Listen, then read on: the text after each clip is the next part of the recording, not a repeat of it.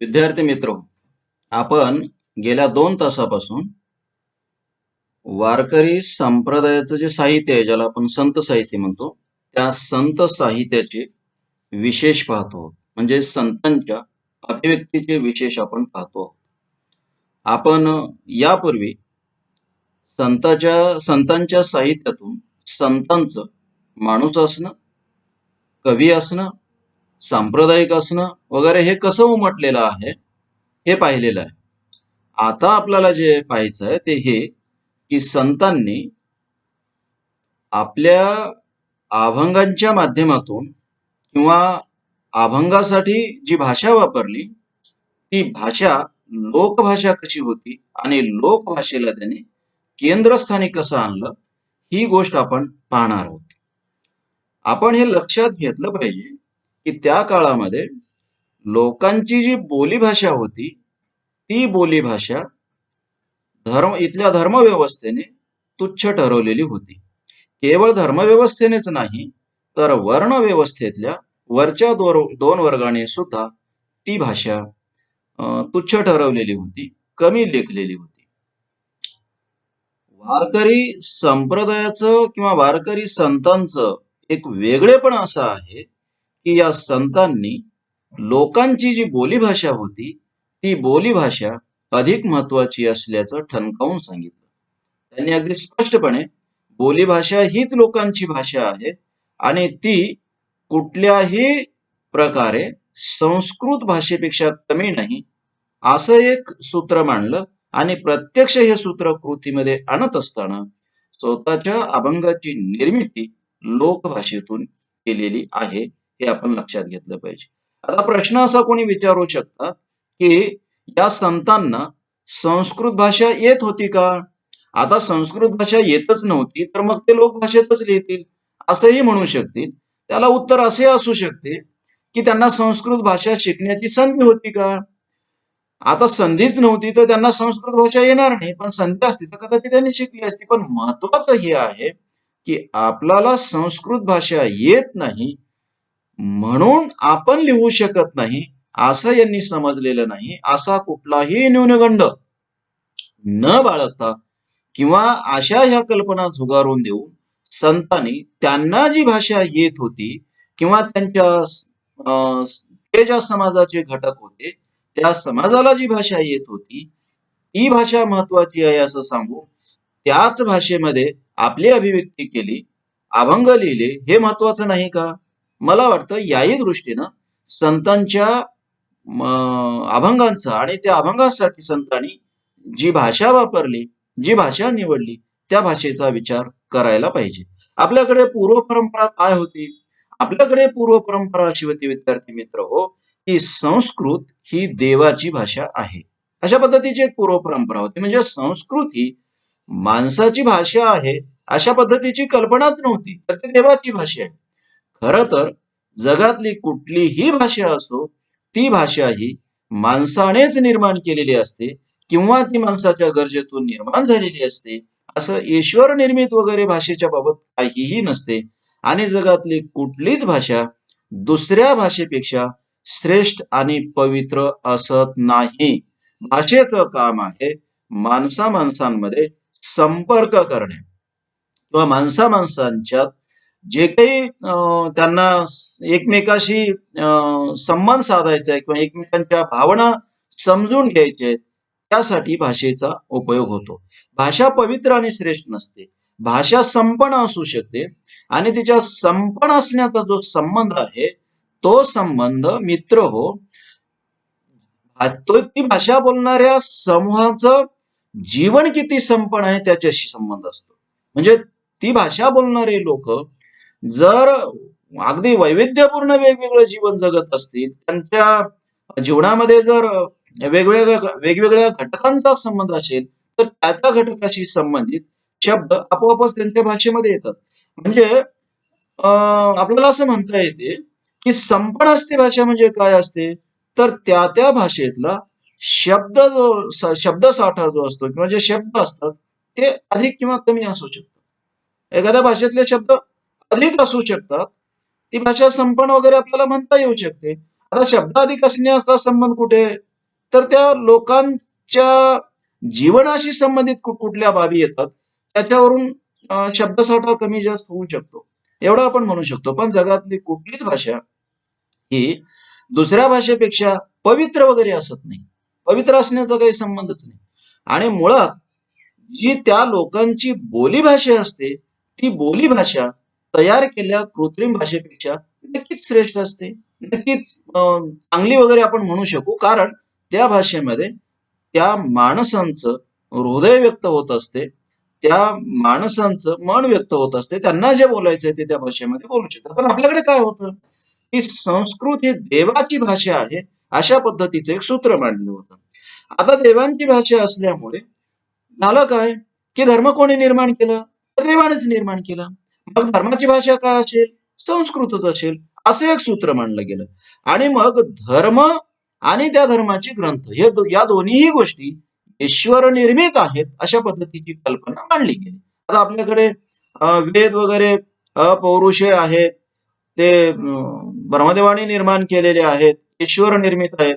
त्या कल्पना जर तुम्ही नीट लक्षात घेतल्या तर तुम्हाला मी काय म्हणतोय हे लक्षात येईल. ठीक आहे, मग आता वेद ईश्वर निर्मित आहेत, संस्कृत भाषा ही ईश्वर निर्मित आहे, म्हणून ती भाषा ईश्वराची आहे, ती भाषा माणसाने बोलू नये अशा पद्धतीचं एक सूत्र मांडलं गेलं. मग आता ती भाषा माणसाने बोलू नये, पण मग आता कोण बोलावी, तर देवाने तो वारसा ब्राह्मणांकडे दिलेला आहे, म्हणून ब्राह्मणांनी मात्र बोलावं अशा पद्धतीचं एक सूत्र मांडलं गेलं. म्हणजे वारशानं किंवा देवाने यांना दिलेलं आहे अशा पद्धतीचं. म्हणून मग काय झालं, तर संस्कृत भाषेचे मालक कोण आहेत, ब्राह्मण आहेत. का, तर ईश्वराने तो हक्क ब्राह्मणांना दिलेला आहे अशी स्पष्ट भूमिका मांडली गेलेली आहे. म्हणजे मी जे हे सांगतोय ना, माझं हे सांगणं केवळ काल्पनिक वगैरे नाहीये किंवा मला टीका वगैरे करायची या हेतून आलेलं नाहीये. मित्र हो, देव हे स्वर्गामध्ये राहतात आणि पृथ्वीवर भूदेव राहतात अशी जी कल्पना मांडली गेली आहे ती कशातून आलेली आहे, तर त्या देवाचा हक्क या भूदेवाकडे आलेला आहे अशीच कल्पना मांडली गेली. त्याच्या पुढे जाऊन देवांनी म्हणजे ब्राह्मणाने आम्ही त्या वरच्या देवांपेक्षा भूदेव श्रेष्ठ आहोत असंही सूत्र मांडलेलं आहे. आता त्या खोलात आपल्याला जायचं नाही, पण सध्या आपल्या विवेचनाच्या दृष्टीनं तुम्ही हे लक्षात घ्या की इथे संस्कृत ही देवाची भाषा वगैरे म्हणून कशी आलेली आहे ते. ठीक आहे, आता संस्कृत भाषेचा वेगळा विचार निर्माण वगैरे पाणिनीने कशी केली वगैरे ही मांडणी करता येते, पण त्या घटकाचं विवेचन करणं इथे अपेक्षित नाही. इथे तुम्ही एवढंच लक्षात घ्या की धर्मव्यवस्थेमध्ये संस्कृत भाषेला कसं प्राधान्य होतं, किंबहुना संस्कृती एकमेव भाषा कशी धर्मव्यवस्थेमध्ये होती आणि ही संस्कृत भाषा बोलणारे ब्राह्मण संस्कृत भाषेवर कसा आपला स्वतःचा हक्क प्रस्थापित करत होते, हक्क सांगत होते आणि त्याच्यामुळे मग बाकीच्या बोलीभाषा आणि त्या भाषा बोलणारे समूह हे सगळंच कसं तुच्छ ठरवलं जात होतं, हे आपण लक्षात घेतलं पाहिजे. म्हणजे केवळ भाषा तुच्छ नव्हत्या, तर पहिल्यांदा ती भाषा बोलणारे लोक तुच्छ ठरवले गेले होते आणि नंतर मग त्यांची भाषाही तुच्छ ठरवली गेली होती. असा इथला एक सगळा इतिहास किंवा अशा पद्धतीचं इथलं वास्तव होतं. मित्र हो, अशा वास्तवाला धडक देणे, अशा वास्तवाला नाकारणे, प्रखरपणे विरोध करणे आणि नवं काहीतरी भाषिक पातळीवर प्रस्थापित करणे हे 13व्या शतकामध्ये सहज शक्य होतं का? शक्य नव्हतं, हे भयंकर होतं. हे सगळं करत असताना आपल्या संतांना खूप त्रास झालेला आहे हे आपण लक्षात घेतलं पाहिजे. पण संतांनी ते करून दाखवलं. संतांनी काय केलं, संतांनी संस्कृत भाषेचं जे वर्चस्व होतं मुळीत काढलं आणि संतांनी सांगून टाकलं की देवाची भाषा संस्कृत नसते, तर देवाची भाषा ती असते की ते देव मानणारे लोक जी भाषा बोलतात तीच भाषा देवाची असते. किती महत्वाचं सूत्र आहे. म्हणजे देवाची भाषा संस्कृत नाही, तर देवाची भाषा कोणती आहे, ते देव मानणारे लोक जी भाषा बोलतात ती भाषा देवाची. आता हे सूत्र तुम्हाला साधं वाटत असेल पण ते खूप महत्वाचं आहे. आणि मग माझं हे म्हणणं तुम्हाला जर खोटं वाटत असेल तर तुम्ही हे लक्षात घ्या की वारकरी संप्रदायाने मानलेला देव जो विठ्ठल आहे तो विठ्ठल कोणाची भाषा बोलतो, विठ्ठलाच्या तोंडी लोकांनी म्हणजे संतांनी कुठली भाषा दिली, लोक जी भाषा बोलतात तीच भाषा दिली. म्हणजे संत जी भाषा बोलत होते ती भाषा त्यांनी विठ्ठलाच्या तोंडी दिली. म्हणजे आता विठ्ठल कुठली भाषा बोलेल, लोकभाषा बोलेल. म्हणजे संतांनी जाहीर केलं की संस्कृत ही देवाची भाषा नाही आहे. देवाची भाषा कुठली आहे? आम्ही जी भाषा बोलतो ती देवांची भाषा आहे, कारण तो आमचा देव आहे. आमचा देव कुठली भाषा बोलेल? आमचीच भाषा बोलेल. हे खूप महत्वाचं सूत्र, अशा पद्धतीचं एक सूत्र देवाने मांडलं. विठ्ठलाची भाषा वगैरे वेगळी नाही, तुम्हाला लक्षात येईल ना. विठ्ठल यांच्याच भाषेत बोलतो. आता विठ्ठलांची भाषा म्हणजे आमची भाषा असेल, तर आमच्या धर्माची भाषा कोणती असेल? आमचीच भाषा असेल, म्हणजे लोकभाषेच असेल. आता धर्म कुठला होता तुम्हाला माहित आहे. तर हा धर्म म्हणजे एक पंथ आहे, वारकरी संप्रदाय. पण वारकरी संप्रदायाने ठणकावून सांगितलं की धर्माची भाषा संस्कृत वगैरे बिलकुल नाही. धर्माची भाषा कुठली आहे? तर धर्माची भाषा ही आहे की ते धर्म मानणारे लोक जे आहेत त्या लोकांची भाषा धर्माची भाषा. नाहीतर आपल्याकडे काय होतं की वर्ण व्यवस्थेमध्ये ब्राह्मण, क्षत्रिय, वैश्य आणि शूद्र अशा पद्धतीचे वर्ण चार होते. पण वरच्या वर्णाने सांगितलं की धर्म तुमचा कुठला असेल, आम्ही म्हणून तो धर्म असेल. पण तुमच्या धर्माची भाषा म्हणजे तुमची बोलण्याची भाषा असणार नाही. किंबहुना तुम्ही जो धर्म पाळता त्या धर्माची जी भाषा आहे ती धर्माची भाषा ऐकण्याचा आणि बोलण्याचा तुम्हाला अधिकारच नाही. शिकण्याचा सुद्धा तुम्हाला अधिकार नाही. विद्यार्थी मित्र हो, मला इथे फार याच्या खोलात जायचं नाही, पण तुम्ही लक्षात घ्या की हे सूत्र किती विचित्र आहे. म्हणजे तुमच्या धर्माची जी भाषा आहे ती भाषा तुम्ही शिकू नका, ती भाषा तुम्ही बोलू नका, मात्र त्या भाषेत मांडलेला धर्म तुमच्यासाठी बंधनकारक आहे. हे विचित्र होतं सगळं. पण विचित्र असलं तरी वस्तुस्थितीत होतं आणि हजारो वर्षे समाज व्यवस्थेत नांदत होतं मित्र हो. वारकरी संप्रदायाने ही जी वरच्या वर्गाची दादागिरी, भाषिक पातळीवरची जी दादागिरी आहे ती दादागिरी मोडीत काढली. ही दादागिरी मोडीत काढणं खूप अवघड होतं, पण महत्वाचं सुद्धा होतं. लक्षात घ्या हे किती मोठं काम संतांनी केलंय. आणि मग संतांनी सांगितले की धर्माची भाषा ही ते धर्म मानणाऱ्या लोकांची भाषा. याचा अर्थ काय? आम्ही मराठी बोलतो ना, तर आम्ही जी मराठी भाषा बोलतो ती मराठी भाषा धर्माची भाषा आहे. हे निवळ म्हटलं नाही त्यांनी. वारकरी संप्रदाय त्यांनी मराठी भाषेत मांडला, हे लक्षात घ्या. वारकरी संप्रदायाचं जे तत्वज्ञान आहे ते कुठे आहे? या संतांच्या अभंगात आहे. ते अभंग कुठल्या भाषेत आहेत? मराठीमध्ये आहेत. म्हणजे धर्माचं, संस्कृतीचं तत्वज्ञान आम्ही याच भाषेत मांडू, किंबहुना धर्माची भाषा हीच आहे, अशा पद्धतीची मांडणी केली. आता या भाषेची मालकी कोणाकडे असेल, वारसा कोणाकडे असेल? किती स्पष्टपणे सांगितलं त्यांनी की ही लोकभाषा आहे आणि याच्यावर मालकी लोकांची. याच्यावर मालकी वर्णव्यवस्थेप्रमाणे कुठल्या एका जातीची नाही, कुठल्या एका वरच्या वर्णाची नाही, कुठल्या एका विशिष्ट म्हणजे पुरुषांची वगैरे नाही, लिंग व्यवस्था वगैरे नाही. धर्मव्यवस्थेमध्ये जी भाषा असेल किंवा एकूणच धर्मव्यवस्था जी असेल तिथे कोणाची दादागिरी असणार नाही, भाषिक असणार नाही, कुठलीच असणार नाही. आणि वर्णाच्या संबंधाने किंवा वर्णव्यवस्थेच्या दृष्टीनं कुठला वरचा आणि खालचा असणारच नाही. सगळे लोक या धर्मव्यवस्थेमध्ये समान असतील.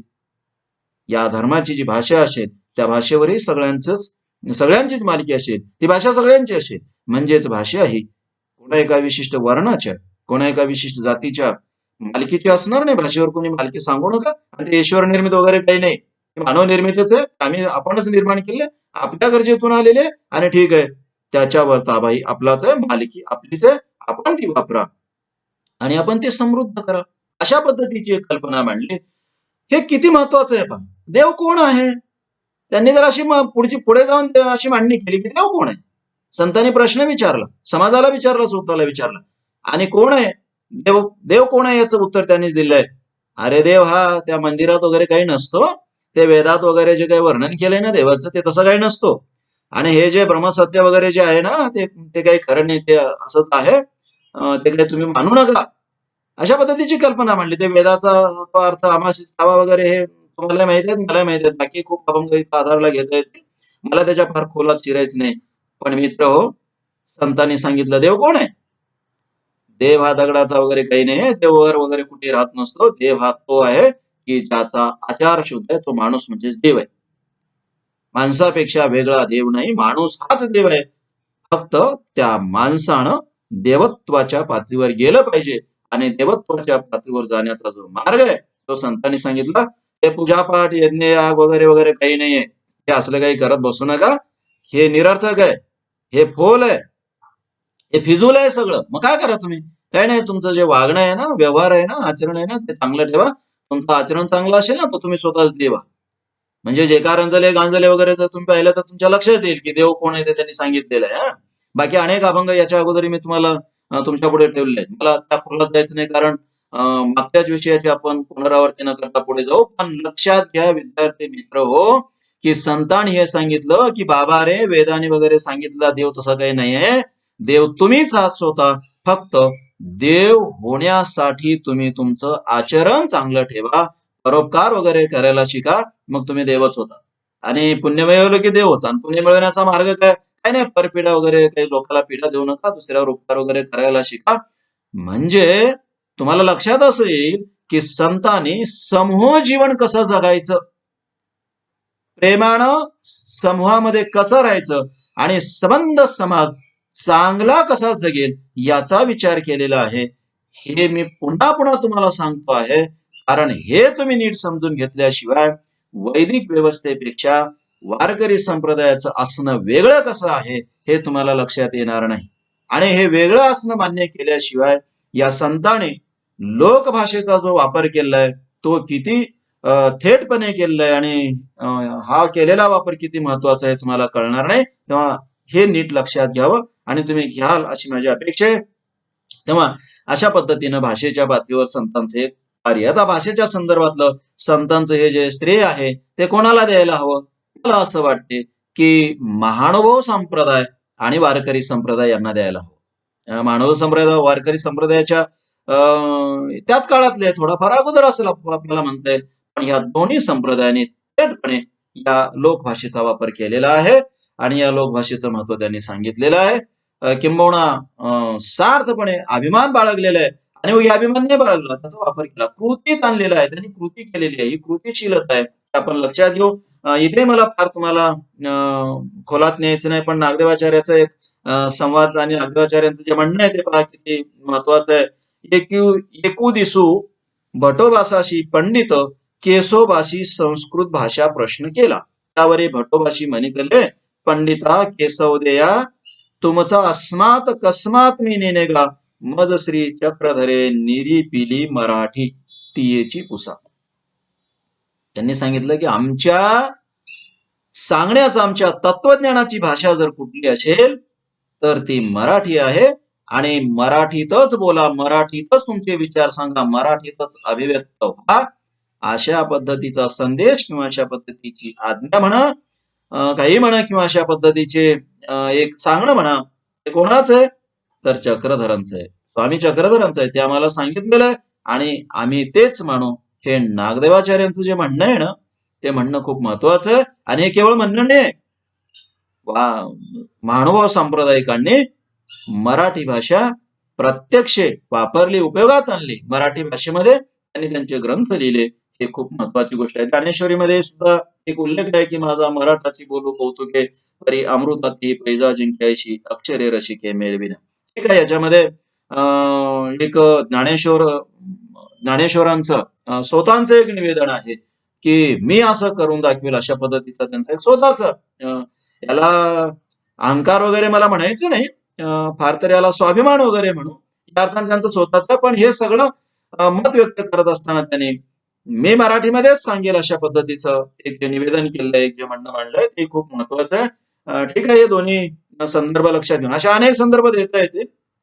हे दोन आपण संदर्भ इथे लक्षात ठेवून एवढं म्हणू शकू की या दोन्ही संप्रदायांनी जाणीवपूर्वक मराठी भाषा आपल्या अभिव्यक्तीची भाषा मानली, आपल्या अभंगांचे अभंग त्याच्यात लिहिले असं आपण म्हणू. महानुभाव संप्रदायाने त्यांची जे काही लेखन आहे ते या भाषेत केलं आणि वारकरी संप्रदायानं मराठी भाषेमध्ये आपले अभंग लिहिले. ही गोष्ट महत्वाची आहे असं आपण म्हणू.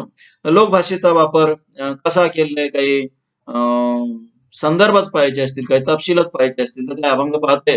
असे कित्येक तपशील आहेत. काही तपशील असे आहेत मित्र हो की ते इथे आपण सांगू शकत नाही, इतके अगदी थेटपणे.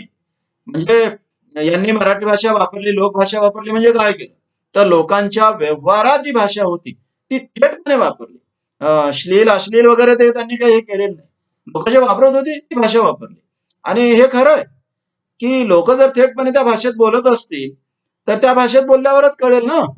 ती भाषा जर आपण बोलतच नसू आणि कृत्रिम एक रूप एखाद्या भाषेला देऊन ती भाषा जर आपण वापरत असू तर लोकांना ती कशी कळेल. आणि लोक व्यवहारात वापरतात. तिथे जर श्लील अश्लीलतेच्या ज्या काही गोष्टी नसतील तर बाकी आपण असं का समजायचं. संत थेटपणे लोक जे भाषा बोलतात ती भाषा वापरत होते. पण नामदेवांच्या अभंगाचे काही तपशील जर पाहिले तर तुम्हाला काय लक्षात येते. संत नामदेवाने एका ठिकाणी असं म्हटलेलं आहे, जानवे तुटले पंचांग फाटले, धोतर ही गळाले ढुंगणाचे, पृष्ठीवरी हाती बदबदा मार, तेथून सत्वर पळता झाला.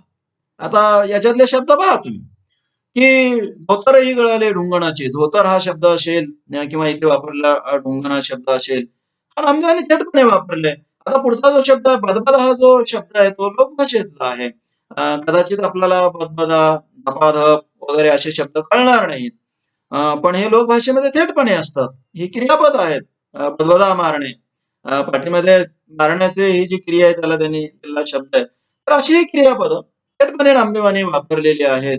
लोक वापरतात ना, तर आपण वापरायचं अशा पद्धतीचा एक इथे संदेश दिसतो, एक हेतू दिसतो, एक भूमिका दिसते आणि ही भूमिका ती अगदी स्पष्ट आहे. पुढे एका अभंगामध्ये नामदेवाने असं म्हटलेलं आहे, बळवणे टिरी नाचत तसे पेंदा, भलिले गोविंदा युक्ती केली. आनंद व्यक्त करण्याचा हा जो भाग आहे तो एरवी आनंद व्यक्त करताना अशा पद्धतीचा आनंद व्यक्त होतो. एका विशिष्ट वयामध्ये मुलं असाच आनंद व्यक्त करत असतात. तेव्हा ते ठीक आहे. आणि भले रे, आता भलिले हा त्यांच्या अभंगामधला शब्द आहे. पण भले रे किंवा खूप महत्वाचं केलं रे, भलं केला तू किंवा चांगलं केला तू या अर्थाने त्यांनी म्हटलंय. चांगली युक्ती आहे तुझी अशा पद्धतीनं पेंद्याने हे म्हटलेलं हे थेटपणे आलेलं आहे. कोणी पसरिली चवाळे कोणी अंतरती जाळे, नामदेवांचा शब्द आहे. आता चवाळे हा शब्द आपण वापरतोय ठीक आहे, पण जाळे अंतरती जाळे जाळे अंतरणं आणि जाळे अंतरायचे असतात का, हे कदाचित आजच्या पिढीला कळणार नाही. पण पूर्वी ते होतं. त्याला तळवट वगैरे म्हणायचे. म्हणजे आंबाड्यापासून किंवा दोरीपासून असं एक अंथरण तयार केलेलं असायचं. आज जसं आपण आसनपट्टी वगैरे त्याला म्हणतो तशा पद्धतीचं एक तयार केलेलं असायचं, पट्टी तयार केली असायची, त्याला ते जाळं वगैरे म्हणत. तर कोणीतरी जाळं हे टाकलेलं आहे अशा पद्धतीचं. किंवा पूर्वी जाळं हे जनावर राखायला जात असताना भाकरी नेण्यासाठी सुद्धा जाळं वापरायचे. ते जाळं होतं छोटस. कोणी असं जाळं टाकलं असेल किंवा कोणी असं दोरीपासून तयार केलेलं एक तळवट किंवा एखादे आसनपट्टी वगैरे म्हणून आपण छोटस कोणीतरी घेतलं असेल ते टाकलेलं आहे. म्हणजे जेवायला बसताना कोणी कोणी काय काय अंतरतं त्याचा उल्लेख आहे. आता हा जाळे हा शब्द कदाचित आज आपल्याला नवीन वाटेल, परंतु लोकभाषेतलं आहे, लोकव्यवहारातलं आहे. जाळं प्रत्यक्ष लोकांच्या म्हणजे जगण्यामध्ये होतं. ते एक साधन होतं बसताना खाली टाकायचं. हे थेट उल्लेख नामदेवांनी केले, ते खूप महत्वाचे आहे. संत तुकारामांच्या अभंगामध्ये पहा कसे उल्लेख येतात की जेवी काही धरी नाक हगती या परी. जेवण करतानाही जर एखादा हगायला बसलेल्या माणसासारखा नाक धरून बसला असेल तर तो किती मूर्ख आहे असं त्यांना म्हणायचं आहे. आता हे शब्द आपल्या भाषेतून दूर चाललेत आजच्या संदर्भामध्ये, पण तेव्हाच्या संदर्भात काय आहे मित्र, तेव्हाच्या संदर्भात आपण असा विचार केला पाहिजे की तेव्हाच्या संदर्भामध्ये धर्म जिथं आपल्याला सांगायचे किंवा धर्माचं काय तत्वज्ञान सांगायचंय, पंथाचं काय तत्वज्ञान सांगायचंय, तर हे सांगत असताना ती भाषा खूप पवित्र असायला पाहिजे, ती भाषा खूप चांगली वगैरे असायला पाहिजे, असा एक संकेत होता. हा संकेत कोणाचा होता? ब्राह्मणी धर्मांचा किंवा ते धर्म ज्यांच्या हातामध्ये, त्या धर्माची सूत्र ज्यांच्या हातामध्ये आहेत त्यांचा होता. म्हणजे लोक काही बोलले तरी चालतील आणि असं काही बोलणारे लोक मग तुच्छ समजायचे आणि त्यांनी काही बोलत चालतील पण ते तीन आहेत, वाईट आहेत असं म्हणायचं. आणि त्यांच्या तोंडचे शब्द धर्माची भाषा किंवा धर्म सांगत असताना तिथे वापरूच नयेत असा एक संकेत होता. मित्र, किती महत्वाचं आहे की संत तुकारामांनी हे थेटपणे सांगितलं, ठणकावून सांगितलं तसं काही नाहीये. त्याच लोकांसाठी तुम्ही त्याच लोकांसाठी धर्म सांगताना मग त्या लोकांचे शब्द वापरायला काय हरकत आहे. आणि संत तुकारामाने त्या लोकांच्या बोलीभाषेतले हे शब्द वापरले, त्यांच्या कृतीच्या उल्लेखासकट वापरले. आता ही कृती सुद्धा ब्राह्मणी धर्मामध्ये वेगळ्या पद्धतीने येऊ शकते, वेगळं वर्णन असू शकते. म्हणजे हे शब्दच वापरायचे नाही. सामान्य लोक मात्र हेच बोलायचे, असंच बोलायचे. संत तुकारामांनी सामान्य लोक त्या कृतीला ज्या शब्दातून व्यक्त करत होते ना, किंवा जे शब्द वापरत होते त्या कृती सांगण्यासाठी, ते शब्द आपल्या अभंगामध्ये वापरले. आपले अभंग पवित्र आहे, ते शब्द कसे वापरायचे संत तुकारामांनी सगळं नाकारलंय. मित्र हो, तुम्ही ह्या शब्दांकडे पाहून हसू वगैरे नका. तुम्ही नीट हे लक्षात घ्या की संत तुकाराम आपल्या अभंगामध्ये काय वापरत होते. आपल्या अभंगामध्ये ते सामान्य लोक त्यांच्या जीवनातल्या कृतीसाठी, त्यांच्या जीवनातल्या क्रियाकर्मासाठी, त्यांच्या जीवनातल्या कुठल्याही कर्मासाठी, व्यवहारातल्या कुठल्याही घटनेसाठी जे जे शब्द वापरत होते ते शब्द संत तुकाराम त्यांच्या अभंगामध्ये वापरत होते. आणि त्या अभंगामध्ये ते शब्द वापरून जीवनाचे एक तत्वज्ञान सांगत होते, वारकरी संप्रदायाचे तत्वज्ञान सांगत होते. ही गोष्ट खूप महत्वाची आहे, ही आपण जाणीवपूर्वक लक्षात घेतलं पाहिजे. म्हणजे लोक भाषेचा वापर संत करत होते म्हणजे कसे करत होते, अशा पद्धतीने करत होते, असं समजत नव्हते. आम्ही पंथाचं तत्वज्ञान सांगतो तर आमचे अभंग पवित्र आहे, श्रेष्ठ वगैरे आहेत, आणि ते आम्ही जी भाषा वापरू ते श्रेष्ठ वगैरे वापरू, ते असं म्हणत होतो. त्यांची भूमिकाच अशी होती की भाषा पवित्र श्रेष्ठ वगैरे नसतेच आहे, एक संवादाची अभिव्यक्तीचं माध्यम आहे. आणि संवाद करताना, अभिव्यक्ती करताना त्याच्यासाठी जर आपण साधन म्हणून भाषा वापरत असू तर ते पवित्र अपवित्र कशी काय राहील, श्रेष्ठ वगैरे कशी काय राहील, तसं काही नसतं. भाषा आपल्याला काय म्हणायचंय ते म्हणणं लोकांपर्यंत नेण्याचं एक साधन आहे. ती पवित्र कशाला असेल, ही भूमिका खूप महत्वाची आहे, हे आपण लक्षात घ्या. जिथे संस्कृत भाषा पवित्र आहे म्हणून अपवित्र मानल्या गेलेल्या महाराणी ती ऐकूही नये असं सूत्र जिथे होतं, तिथे हे संत सांगत होते की भाषा पवित्र नसतेच. मुळात भाषा कशाला पवित्र असते. म्हणजे मित्र हो, एका टोकावरून हे दुसरं टोक आहे, लक्षात घ्या. इतका हा प्रवास करताना संतांना खूप त्रास सहन करावा लागत होता, हे तुम्ही लक्षात घेतलं पाहिजे. संत तुकारामांच्या अभंगाच्या ओव्या इंद्रायणीमध्ये बुडवल्याची घटना तुम्हाला माहित आहे.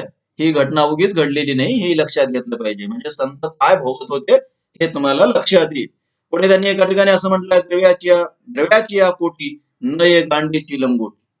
बाबा रे, तुम्ही कितीही धन इथं जमा करा, तुमच्या सोबत लंगोटी सुद्धा नसते, ती सुद्धा जळून जाते. नंतर तुम्ही जळता, पहिले ती जळते. म्हणजे तुमच्यासोबत काही येत नाही. संत तुकारामाला काय सांगायचंय, संत तुकारामाने हे सांगायचंय की बाबा रे, इथं तुम्ही काहीही कमवा, मेल्याच्या नंतर तुमच्या सोबत काही येत नाही. एवढं साधं सूत्र सांगायचं. आता साधं सूत्र त्यांनी अवघड भाषेत सांगितलं असतं तर साध्या माणसांना कसं कळालं असतं. सूत्र साधंच आहे, महत्वाचं खूप आहे. आता महत्वाचं असणारं साधं सूत्र साध्या भाषेत का सांगू नये. आता तुम्ही ना, साधी भाषा याच्यापेक्षा वेगळी नव्हती का. प्रत्यक्ष लोकांच्या बोलण्यात हीच भाषा असते, याच्यापेक्षा वेगळी भाषा असू शकते नाही असं नाही. पण ही का नाही हा प्रश्न जर विचारला तर लोक हेच बोलतात ना, तुझ्या सोबत गांडीची लंगोटी सुद्धा येत नाही, हे लोक बोलतात ना.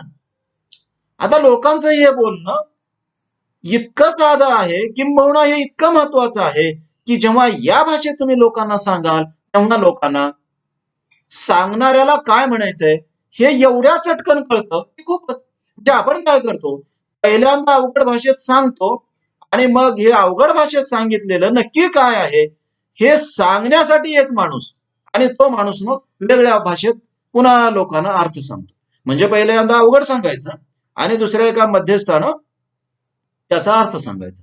म्हणजे एका प्रकारे आपण हे दलालीच आहे. म्हणजे आता मधल्या माणसाला जर त्या शब्दाचे अर्थ कळत नसतील तर मधला माणूस काही सांगू शकतो आणि लोकांना काही सांगितलेलं खरंच धरावं लागतं, कारण त्यांना अर्थ कळत नाही. मित्र हो, तुम्हाला हे पाच समजायला लागले का, तुमच्या लक्षात यायला लागले का. पण हे सगळं उलटा घास खाण्याचं टाळण्यासाठी संत तुकारामाने थेट लोकच काय बोलतात त्याच भाषेत सांगितलं ना. आता लोकांनी सांगायची गरज आहे का पुन्हा अर्थ वगैरे, बिलकुल सांगायची गरज नाही. म्हणजे बाबा रे, द्रव्याची कोटी तुम्ही काही इथं जमा करा, तुमच्या सोबत गांडीची लंगोटी सुद्धा येत नाही. आता तुम्ही काही जमवलं तर तुमच्या सोबत काही येणार नाही हे सांगायला दुसऱ्या माणसाची गरज आहे का. इतकी सोपी भाषा ते सांगत होते. आणि हे तत्वज्ञान आहे, जीवनाचं तत्वज्ञान आहे. संत तुकाराम काय सांगत आहेत, जीवनाचं तत्वज्ञान सांगत आहेत. पण तत्वज्ञान सांगताना संत तुकाराम भाषेचा कुठलाही आव आणत नाहीत. किंबहुना आणि हे नाकारलं की भाषा काही श्रेष्ठ वगैरे नसते. लोक जे बोलतात ना, ते लोकांची भाषा श्रेष्ठ असते आणि त्या लोकांनाच काही सांगायचं असेल तर लोक जी भाषा बोलतात त्या भाषेत सांगा. संत तुकारामाने त्या भाषेत सांगितलं, ही खूप महत्वाची गोष्ट आहे. मांस खाता हौस करी जोडोनी वैरी ठेवेला, तुका म्हणे पुढे कुटीची हाडे आपुला नाडे रडतील. साधं सूत्र आहे की बाबा रे, तुम्ही इथे जी कृती करता त्याचं तुम्हाला काहीतरी भोगावं लागेल बरं का. म्हणजे तुम्ही इथे शेळ्या मेंढ्या मारता आणि त्यांचं मांस खाता, त्यांची हाडं तुम्ही चावता किंवा त्यांना तुम्ही मारून खाता. आता वारकरी संप्रदायाने काय सांगितलं की वारकरी संप्रदायाचं एक सूत्र होतं, याचं विवेचन मागे आलेलं आहे की त्यांनी दारू पिण्याला आणि मांसाहार करण्याला विरोध केला. वारकरी संप्रदायाचं सूत्र म्हणून तुम्ही काय खावं वगैरे हे मला नाही सांगायचं, पण त्यांनी विरोध केला. आता त्यांच्या विरोधाचं हे सूत्र होतं की हे तुम्ही करू नका. आता केला तर तुम्हाला काय होईल हे सांगावंच लागेल ना त्यांना. पण ते सांगण्याची पद्धती पाहिजे, इथे आपण त्याचं विवेचन करू. इथे आपण वारकरी संप्रदायाचं तत्वज्ञान व्यवहारात आणायचं का नाही, आणल्याच्या नंतर काय होईल वगैरे याचं विवेचन करायचं नाही. म्हणजे मांसाहार करणाऱ्या सगळ्यांनी मांसाहार सोडून दिला तर काय होईल, मग शेळ्या मेंढ्या मारल्या नाही तर किती वाढतील, मग अन्न पुरवठा आपल्याला होईल का, याचं विवेचन इथे अपेक्षित नाहीये. त्याच्यावर खूप बोलता येईल, पण इथे ते बोलायचं नाहीये. माझी भूमिका काय हे याचा इथे काही संबंध नाही त्याचा. इथे संबंध हा आहे की संत तुकारामांना सांगायचं होतं की तुमच्या अशा कर्माची फळं तुम्हाला मिळतील. आता सांगण्यासाठी संत तुकारामांनी किती सोपे शब्द वापरलेत पहा. त्यांनी पुढे असं म्हटले की तुम्ही जर असं केलं ना तर पुढे कुटीती हाडे, तुमचे हाडं कुटतील कोणीतरी, मग तो यम असेल काही जे असेल त्याचे. आता हाडे कुटण्याचे हे जे सांगणे की तुमचे हाडं कुटतील, खेड्यामध्ये आपण जर तुम्ही हे केलात म्हणजे लोकांची भाषा जर ऐकला तर तुम्हाला असं लक्षात येईल, कुठून काढेल, कुटेल, ढेकूळ फोडल्यासारखं तुला फोडेल, अशा पद्धतीचं म्हणतात. किंवा बुकलून काढेल, बदडून काढेल, असे शब्द असतात. आता कुटणे हा शब्द मारण्याशी संबंधित आहे. संत तुकारामाने किती सहज वापरला, हे तुम्हाला पूर्वीच्या धार्मिक ग्रंथामध्ये असं आढळणार नाही.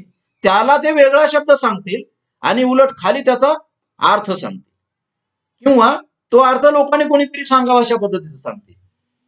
आता कशासाठी हे सगळं, संत तुकारामाने असं काही हे उलटा फेरा केलेला नाही. संत तुकारामाने थेट लोकांच्या भाषेत जे शब्द आहे ते सांगितलं आणि ते म्हणाले की तुमची हाडं कोणतरी कुटतील. पुढे याने सांगितलं, तुका म्हणे ठुन गुण देखे उगीच मुखे फुंदत. आता ठुनगुण हा शब्द जो आहे ना, हा या शब्दाचा अर्थ कोशात सुद्धा सगळ्या दिसणार नाही तुम्हाला. एखाद्या कोशात दिसेल पण सगळ्या कोशात सुद्धा दिसणार नाही. लोकांना जर आज विचारलं तुम्ही की ठुनगुण या शब्दाचा अर्थ काय, तर बऱ्याचदा आपल्याला सांगता येणार नाही. पण हा शब्द लोकांच्या भाषेत असतो, त्या काळात तर नक्कीच असेल. ठुनगुण म्हणजे काय, प्रत्यक्ष व्यवहारातले किंवा त्या माणसाचे गुण नक्की काय आहेत. म्हणजे एखादा माणूस तुम्हाला तुमच्या पुढे रडतोय, काहीतरी नाटक करतोय आणि आपण काहीतरी वेगळं असल्याचं दाखवतो आहे, पण नक्की त्याचं वागणं त्याच्यापेक्षा वेगळं असू शकते. अशा माणसाचं फुंदणं, तुमच्या पुढे रडणं, तुमच्या पुढे नाटक करणं, याला भूलू नका. किंवा याच्यावरून तो माणूस कसा आहे ठरवू नका. बाबा रे, त्याचे प्रत्यक्षातले ठुनगुण किंवा वागणं किंवा गुण वेगळे असू शकतात हे त्यांना सांगायचं. पण त्याच्या प्रत्यक्षातले वागणं वेगळं कसं आहे, त्याचं असणं वेगळं कसं आहे, हे सांगण्यासाठी संत तुकारामाने ठुनगुण हा शब्द वापरला. आता हा आपल्या पिढीला किंवा शिकलेल्याही लोकांना परिचित असतोच असं नाही, पण लोकांच्या बोलण्यात असतो. संत तुकारामाने तो शब्द वापरला आणि त्यांनी सांगून टाकलं की असं असते बरं. संत तुकारामाला जीवनाचं एक सूत्र सांगायचं आहे, पण सूत्र सांगताना वापरलेला शब्द पाहिजे ते महत्वाचं आहे. एक आणखी एक उल्लेख असा आहे, ढेकनाशी बाजगड उत्तर चढक एवढी. दृष्टांत म्हणून याच्याकडे पहा काही, पण किती किती सहज सांगितलं त्यांनी. आता आपल्याला असं वाटू शकते, ढेकणासारख्या एका जीवाचा एका कीटकाचा उल्लेख काय गरज आहे धर्मशास्त्रामध्ये वगैरे, आणि इतक्या थेटपणे. ढेकूण माहित आहे की पूर्वी ते असायचे बाजेमध्ये, ढेकणं असायचे आणि चावायचे लोकांना. चावणारा एक हा कीटक वगैरे आपण म्हणू. आता तो नाही आहे, त्यामुळे त्याचं असणं किती त्रासदायक होतं हे आताच्या पिढीला कळेल असं मला वाटत नाही. पण पूर्वी त्याचं असणं एवढं तीव्र होतं की लोक रात्री उठून अक्षरशः ढेकणं मारत बसायचे. एवढंच नाही, लोकांच्या भाषेत हा ढेकून वेगवेगळ्या पद्धतीने यायचा. म्हणजे एखादा माणूस चिडला आणि त्याला दुसऱ्या माणसाला शिव्या द्यायचाय, तो काय म्हणायचा माहितीये? तो असं म्हणायचा, ढेकणासारखा किचकून मारेल. म्हणजे ढेकणाला हे किती रागाने किचकून मारत असतील कल्पना करा. म्हणजे ढेकून हा माणसांच्या भाषेमध्ये कसा येत होता, किंवा तो एखादा माणूस समजा आहे असा आहे की जो सातत्यानं त्रास देणार आहे, तर लोक असं म्हणायचे, तो ढेकणासारखा रक्त पिणारा आहे, त्याच्या ह्याच्यामध्ये जाऊ नको, त्यांच्या कह्यात जाऊ नको, किंवा किंवा त्याच्या फार जवळ जाऊ नको. मित्र हो, तुम्हाला आज ढेकून हा कीटक पाहायला मिळणार नाही, किंवा त्याचं असणं काय हे समजणारच नाही. पण एक काळ असा होता की ढेकणांचं असणं माणसाच्या जीवनाला व्यापून उरलेलं होतं. माणसाच्या संबंध जीवनावर याचं असणं जाणवत होतं. त्याच्या भाषेत हे येत होतं. त्याची झोप खराब करणारा ढेकूण नावाचा प्राणी प्रचंड त्रासदायक होता. त्याचं उदाहरण देऊन संत तुकाराम काय सांगतात, की क्षुद्र माणसांचं असणं कसं असू शकते, तर त्या ढेकणासारखं. कसं? ढेकूण काय करतो, त्या बाजेवर इकडून तिकडे जातो, फिरतो, आणि त्याला काय वाटतं की ह्या बाजेवर एका ठिकाणाहून दुसऱ्या ठिकाणी जाताना त्याला वाटतं की मोठमोठे गडच आपण चढून जातो आहोत. पण प्रत्यक्ष काय आहे ते? ती बाज आहे. ते काय हिमालय पर्वत वगैरे प्रत्यक्षात आहे का? नाही आहे. शूद्र माणसाची तुलना करताना त्यांनी हा शब्द वापरलाय. पण पहा किती मस्त वापरलाय की ढेकणाशी बाजगड. आज तुम्हाला बाज या शब्दाचा अर्थ बहुधा कळणार नाही, किंवा असेलच तुझ्याकडे बाज असं वाटत नाही मला. पण ठीक आहे, ते त्याच्यावर आपल्याला विवेचनात जायचं नाही. मागे काय होतं, आता काय बदललं, का बदललं, किती वाईट झालं, किती चांगलं झालं, ते आपल्याला इथे चर्चेला घ्यायचं नाही. पण हा ढेकूण शब्द मग गड चढल्यासारखा वगैरे कसा वाटतो, उतर चढ त्याला कसं वाटते, हे किती थेटपणे वापरलं. नाहीतर आपल्या धर्मभाषेमध्ये असं येणार नाही, त्याला एक वेगळा शब्द. मग काय? मत्कुण हा शब्द तुम्हाला ग्रंथामध्ये आढळेल. संस्कृतमध्ये तर मला माहितीही नाही की वेगळा आणखी काय शब्द असेल. म्हणजे मत्कुण शब्द वापरायचा आणि त्याचा अर्थ आणखी कोणीतरी सांगायचा. संत तुकाराम किती सोप्या पद्धतीने सांगतात, ढेकूनच सांगून जा टाका ना. काय तुमच्या बापाचं चाललंय आणि काय नुकसान व्हायला लागले, थेट बोलायला काय हरकत आहे? ढेकून तर ढेकून. नाही, पण नाही, त्याला वेगळं काहीतरी सांगायचं, आणि वेगळं काहीतरी सांगून पुन्हा आणखी काहीतरी त्याचा अर्थ. आता त्या अर्थ सांगणाऱ्याला आला तर ठीक आहे, नाही तर तो अर्थ सांगणारा काय करायचा, आपापल्या पद्धतीनं तो चुकीचा अर्थ सांगायचा, आणि लोक चुकीचे समजून घ्यायचे. आता संतांनी काय केलं, हे हा मधला जो एक आडमार्ग आहे ना, तो नाकारला त्यांनी. थेट लोकांच्या भाषेत काय आहे ते बोला ना. त्यांनी ते बोलून टाकलंय, महत्वाचं आहे. किती सांगो तरी नायकती बटकीचे, पुढे शिंदळीचे रडतील. आता बटकी आणि शिंदळी, सिंदळ हे शब्द लोकभाषेत लोकव्यवहारामध्ये होते. अगदी आम्ही जेव्हा खेड्यातल्या स्त्रियांची म्हणजे भांडणं ऐकलेले आहेत, तर त्यांच्या भांडणामध्ये हे शब्द थेटपणे यायचे. आता संत तुकारामांनी हे शब्द का वापरले? संत तुकारामांना अतिशय तीव्रपणे सांगायचंय की बाबा रे, तुम्ही आताच ऐकलं तर बरं आहे, नाहीतर नुकसान होईल. आता हे प्रेमानं सांगून ऐकणार नाही. त्यांना खूप चीड आली आणि चिडून ते सांगतात. आता सांगण्यासाठी मला सांगा, किती सांगू तरी नायकती बटकीचे हे शब्द चांगले आहेत ना. भाड्या ऐक ना जरा, हे शब्द असायचे पूर्वी. संत तुकारामांनी सांगितलं ना, ऐका, नाही तर हे बटकीचे हो, तुम्ही जर नाही ऐकलं तर पुढे मात्र तुम्ही रडाल बरं. आणि मग त्या ठिकाणी शिंदळीचे बटकीचे शब्द त्यांनी वापरले. प्रश्न असा आहे की हे शब्द वापरण्यात वाईट काय आहे? खेड्यात लोक चिडल्याच्या नंतर हे शब्द वापरायचे. संत तुकारामाने हे शब्द वापरलेत, हे खूप महत्वाचं आहे. मित्र हो, लोक संतांनी जे अभंग लिहिले ते अशा पद्धतीनं थेट लोकभाषेत लिहिले आणि लोकांना थेट सांगितले. लोकांना आता संतांचे अभंग लोकांनी समजून सांगण्याची गरज नाही. आणि तुम्हाला माहित असेल, संतांचे अभंग लोकांना कोणी समजून सांगत नाही. उलट संतांचे अभंग लोकांच्या तोंडी आहेत. म्हणजे आपल्याकडे एक पुराणिक असतो ना, जो पुराण समजून सांगतो ना, संतांचे एकमेव अभंग मला असे वाटतात या सगळ्या परंपरेमध्ये, की जिथे संतांचे अभंग लोकांना समजून सांगण्याची गरज पडत नाही. आपण त्याच्यानंतरची परंपरा ही मोडीत काढली. आजही पहा आपण काय करतो, हे जे आधुनिक कवी आहेत ना, हे कविता लिहितात आणि ती कविता शिकवायला एक माणसं लागतात. म्हणजे ती कविता लोकांना कळत नाही, हे पहिल्यांदा अवघड भाषेत लिहिणार आणि मग कुठल्या तरी शिक्षकाने प्राध्यापकाने ते सोप्या भाषेत करून सांगायचं. हा सांगणार आहे किंवा किंवा इतक्या अवघड भाषेत सांगतो की वेळ अशी येते की ते मूळ कविताच सोपी वाटते. असं होतं, पण आपण त्याच्या विवेचना जात नाही. पण साधा प्रश्न असा आहे की संतांनी आपले अभंग कोणाला समजून सांगावे लागणार नाही त्याची काळजी घेतली. ती परंपरा नंतरच्या काळात आपण खंडित केली. पुढची परंपरा किंवा खंडित करण्याचं हे जे आपलं मोठं काम आहे, मोठं काम म्हणत असताना मी उपासना म्हणतोय, हे लक्षात घ्या. याचं विवेचन इथं करत नाही. पण एक मात्र तुम्हाला मी स्पष्टपणे सांगतोय, निसंदिग्धपणे सांगतोय की संतांनी लोकांच्या भाषेत आपली अभिव्यक्ती केली आणि लोकांनी ते थेट समजून घेतलं. त्यांना दुसऱ्या एका अर्थ सांगणाऱ्याची, विवेचन करणाऱ्यांची, पुराणिकाची गरज पडली नाही. उलट लोकांच्याच तोंडी संतांचे अभंग थेटपणे. काही उदाहरण सांगू मी? संतांची वचनं कशी आहेत? लोकांच्या तोंडी असणारे संत वचन. सुख पाहता जवा पाडे दुःख पर्वता एवढे.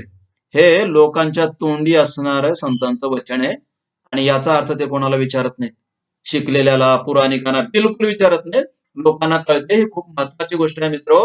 मी पुन्हा पुन्हा तुम्हाला सांगतोय की संत लोकांच्या भाषेतून व्यक्त होत होते, कारण संतांना थेटपणे लोकांना सांगायचं होतं.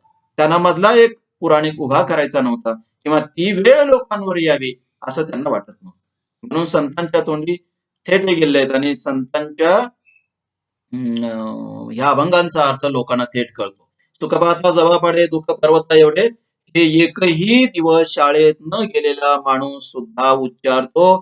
त्याच्या जिभेवर आहे हे संतांचं वचन असते आणि त्याला अर्थ कळतो. कदाचित एखाद्या महाविद्यालयातल्या शिक्षकाला वगैरे सुद्धा कळणार नाही, पण त्यांना तो कळतो. त्यांना जव माहीत आहे, त्यांना सगळं काही माहित आहे. त्यांना पर्वत माहित आहे, सगळं. सुख पाहता जवा पाडे माहित आहे त्यांना, जव काय असते ते. आणि त्यांना तो कळतो. किंवा दोडोन या धन उत्तम व्यवहारे उदास विचारे वेंचकरी. याचा अर्थ कदाचित म्हणजे शिकलेल्याला कळणार नाही, पण त्यांना कळतो की बाबा रे, चांगल्या व्यवहारानं धन जोड आणि उदारपणे कुठली काळजी न करता, किंवा खर्च झालाय म्हणून आता त्याची काळजी करत बसू नको, चिंता करत बसू नको. खर्च झालाय, धन जोडलंय आणि त्याचा खर्च झालाय ते कर आणि म्हणजे समाधान मनानं कर. आणि खर्च झाल्यावर त्याची काळजी करत पुढचं जीवन जगू नको. समाधानानं जग आणि स्वतःच्या व्यवहारात खर्च कर. म्हणजे उगीच पैसे जमा करून ठेवू नको, त्याचा उपभोगही घे. हे साधं तत्वज्ञान संत तुकारामांनी कसं सांगितलं हे लोकांना माहित आहे आणि ते थेट लोक समजून घेतात. जो कारण जे कारंजले गांजले त्याशी म्हणे जो आपुले. याचा अर्थ कोणाला सांगण्याची गरज आहे? बिलकुल नाही. लोकांना कळतो तो. एकमेका सहाय्य करू अवघे धरू सोपन. याचा अर्थ सांगावा लागतो? बिलकुल नाही. लोकांच्या तोंडी असणारे संत वचन आहेत. दया क्षमा शांती देते देवाची वस्ती. कोणाला सांगायची गरज आहे का? बिलकुल नाही. या पातळीवर तुम्ही समजून घेणार नाही का की संत लोकांची भाषा कशी वापरतात ते आणि का वापरतात ते? समजून घ्या ना. संतांची भूमिका काय आहे ते. संतांना थेटपणे लोकांना सांगायचं होतं. त्यांना कोणीतरी चुकीचं सांगणारा वगैरे असं काही निर्माण करायचं नव्हतं. त्यांच्या अभिव्यक्तीची भाषा या अर्थानं खूप सोपी आहे आणि लोकांच्या लक्षात घ्या. ओले मूळ भेदी खडकाचे अंग अभ्यासाची सांग कार्यसिद्धी. लोकांच्या तोंडी आहे हे. लोक सांगत असतात हे. एखाद्या मुलांना किंवा आजोबाला जर आपल्या नातवाला काही सांगायचं असेल आणि नातू एखादा म्हणत असेल त्याचा की आजोबा मला हे कळत नाही किंवा माझ्याच्याने हे शक्य नाही, तर आजोबा आपल्या नातवाला हे हा दाखला देऊन सांगे की बाबा रे, असं काही नसते. संत तुकाराम सांगून गेलेत. हे पहा, ओले मूळ भेदी खडकाचे अंग. संत तुकाराम सांगून गेलेत की मूळ सुद्धा नाजूक असते, ती खडकाचं अंग भेदून पलीकडे जाते. तर तुला का शक्य नाही? काय या जगामध्ये काहीच असं नाही की जे माणसाला होत नाही. तू निश्चय कर, प्रयत्न कर, तुला ते होते. म्हणजे एखादा आजोबा आपल्या नातवाला सांगू शकतो, एखादी आजी आपल्या नातवाला सांगू शकते, बाप आपल्या मुलाला सांगू शकतो, एखादा मित्र दुसऱ्या मित्राला सांगू शकतो, एखादा वयस्कर खेड्यातल्या छोट्या मुलाला सांगू शकतो, किंवा एक पिढी दुसऱ्या पुढच्या पिढीला सांगू शकते असं म्हणू शकतो ना आपण. आणि हे सांगण्यासाठी संतांची अशी वचनं ते उपयोगात आणत असत. ते पुराणिकाला विचारत नसत की महाराज हे असं असं म्हटलेलं किंवा हे भूदेवा हे असं असं म्हटलं, याचा अर्थ काय होतो, माझ्या नातवाला असं सांगू का? काही गरज नव्हती असं विचारण्याची आणि अशी गरज नसावी, कोणाला पडू नये हीच काळजी संतांनी घेतलेली आहे. मित्र हो, लोकभाषेला समृद्ध करणाऱ्या संतांचं हे साहित्य नीट समजून घ्या की संतांनी लोकभाषा कशी वापरली. लोकभाषेला एक तर केंद्रस्थानी आणलं. लोकांच्या म्हणजे धर्म आणि संस्कृतीच्या ज्या तत्वज्ञानाची मांडणी केली त्या तत्वज्ञान मांडण्यासाठी लोकभाषा वापरली. लोकभाषेला एक दर्जा प्राप्त करून दिला, आत्मसन्मान प्राप्त करून दिला. सगळ्यात महत्वाचं म्हणजे त्या लोकभाषेमध्ये मांडलेलं तत्वज्ञान थेट ज्यांच्यासाठी ते तत्वज्ञान मांडलं होतं त्यांच्यापर्यंत पोचविलं. त्याच्यासाठी मध्यंतरी एखादा दुसरा कोणीतरी असलं पाहिजे, ही परंपरा त्यांनी खंडित केली. लक्षात घ्या. नाचो कीर्तनाची रंगी, ज्ञानदीप लावू जगी. नामदेवांचं हे म्हणणं लोकांच्या तोंडी आहे आणि लोकांना यांचा अर्थ कळतो. नवशे कन्या पुत्र होती तरी का करणे लागे पती, हे खेड्यातल्या लोकांच्या तोंडी असणारे संतांची वचन आहे, ते लक्षात घ्या. त्याच्या अर्थाचा मी तुम्हाला सांगत बसणार नाही. डेकनाचे संगे हिराजो भंगला, तू संगे नाडला ऐसा साधो. हेही आता फक्त इथे एक मी सांगेल की इथे ढेकण हा जो शब्द आहे तो शब्द वर आपण ज्या कीटकासाठी वापरलेला आहे त्या अर्थानं नाही, एवढंच फक्त मी तुम्हाला सांगेल. ढेकण म्हणजे एक असं ओझ, असा एक दगड वगैरे म्हणा की जो हिऱ्यावर टाकल्याच्या नंतर हिराही फुटू शकतो. आणि ते टाकण्याची पद्धत होती की एखादा लाकूड असं उभं करायचं, 2 लाकडं उभे करायचे, त्याच्यावर एक आडवं लाकूड आणि त्या आडव्या लाकडाला एक प्रचंड मोठं ओझ बांधायचं, ते उचलायचं आणि वरून सोडून द्यायचं हिऱ्यावर आणि हिरा फुटेल, अशा पद्धतीचं ते पूर्वी होतं. त्याला ते ढेकण म्हटलंय. पण त्याच्या संगतीत गेला, त्याच्या अंगाखाली गेलं तर काय होईल? हिरा फुटेल ना. सामान्य माणसाला याने सांगितलं, बेटे हो, तिथं जसा तो हिरा फुटतो ना, तसा तुम्ही जर दुर्जनाच्या संगतीत गेलात तर तुमचा सुद्धा नाश झाल्याशिवाय राहणार नाही. तुम्ही दुर्जनाच्या संगतीत जाऊ नका. किती थेटपणे, किती व्यवस्थित लोकांनी सांगितलंय. आता की आमची मर्यादा आहे, आम्हाला असं काही ढेकण माहीतच नाही. आता जर तुम्हाला असं म्हणालो मी की पूर्वी लोक गाढवावर दगडण येत होते किंवा गाढवावर ओझ वाहत होते, तर तुम्ही म्हणाल की गाढव नावाच्या प्राण्यावर ओझ वाहत होते. गाढव नावाचा प्राणी ओझ वाहण्यासाठीच आहे, पण मित्र हो, पूर्वी गाढव नावाचं एक साधन होतं. ते लाकडापासून बनवायचे ते लोक, त्याच्यावर दगड ठेवायचे आणि वाहून न्यायचे. आता आपल्याला जर या गाढव नावाच्या शब्दाचा अर्थ माहित नसेल तर ते लोक जे शब्द वापरत होते त्यांचा दोष नाही, दोष आपला आहे. पण 13व्या शतकामध्ये किंवा 17व्या शतकामध्ये किंवा संबंध मधल्या या काळामध्ये लोक जे शब्द वापरत होते, लोक जी भाषा बोलत होते, त्या भाषेमध्ये संत बोलत होते. हे मला तुम्हाला सांगायचं आहे. पुन्हा पुन्हा मला याची आठवण करून द्यायची आहे आणि तुम्ही ते लक्षात घेतलं पाहिजे. हे लक्षात घ्या.